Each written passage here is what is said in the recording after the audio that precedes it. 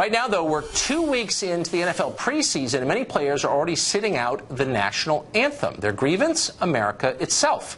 This week, protesters met outside the NFL headquarters in New York to express outrage over the league's systemic racism, which is somehow keeping quarterback Colin Kaepernick unsigned and out of a job. Protesters had lots of fervor. Watch.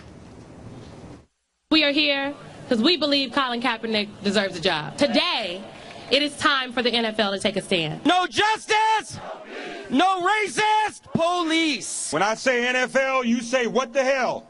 NFL? What the hell? NFL? What the hell? It's political for the NFL not to give Colin Kaepernick a job.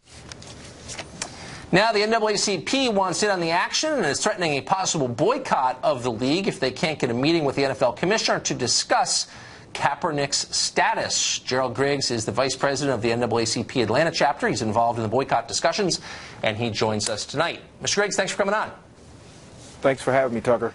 So you have a league that is 70% African-American. 70% of the players are black, as compared to about 13% of the population. So clearly there's no racism in hiring.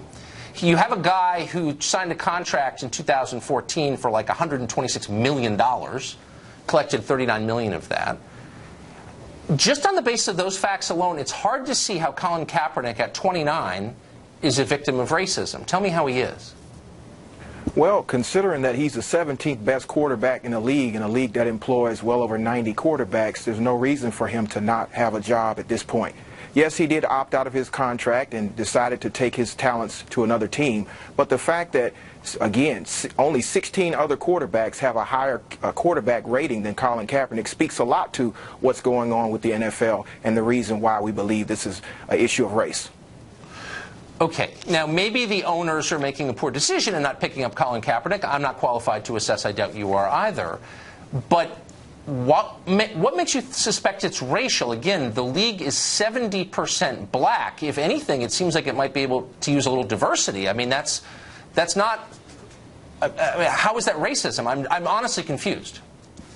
Well, the issue is with the ownership, and again, there are no owners that are African American. There's one owner that's a person of color. So you have 32 teams, 32 owners who we believe are acting in a way that goes against putting a good product on the field. If it's about ability and the ability to win games and to produce on the field, Colin Kaepernick's stats speak for themselves. Again, his quarterback rating shows that he's the 17th best quarterback in the league. There's no reason why he should not be able to at least get a training camp invite to be able to show his talents on the field.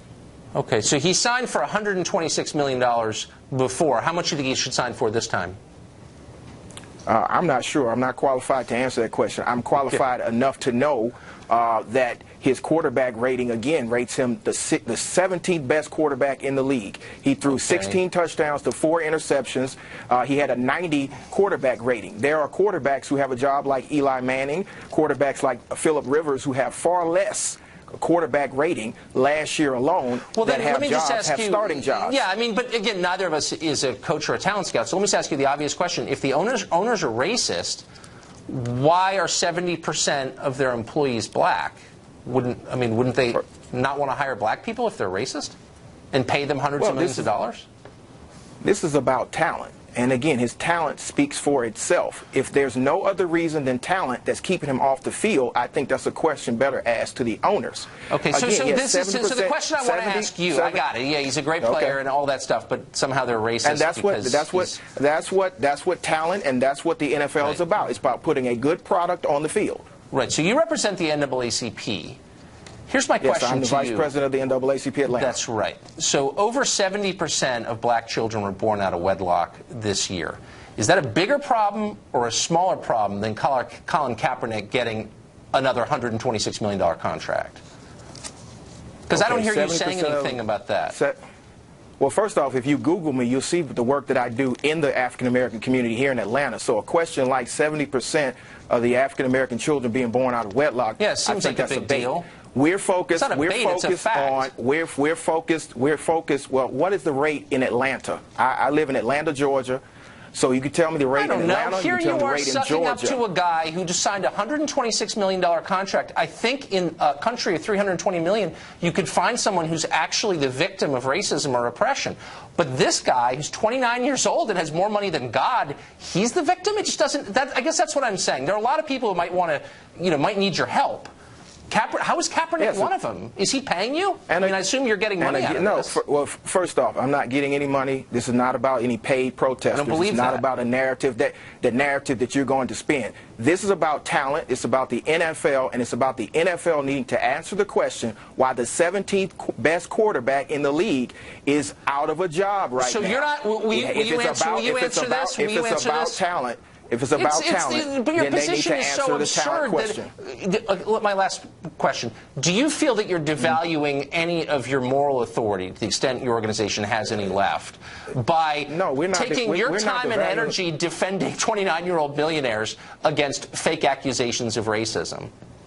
Okay. Again, we're not losing any of our moral authority to do anything. We're not going to get into name-calling or debasing anyone. We're talking facts, and the facts are clear.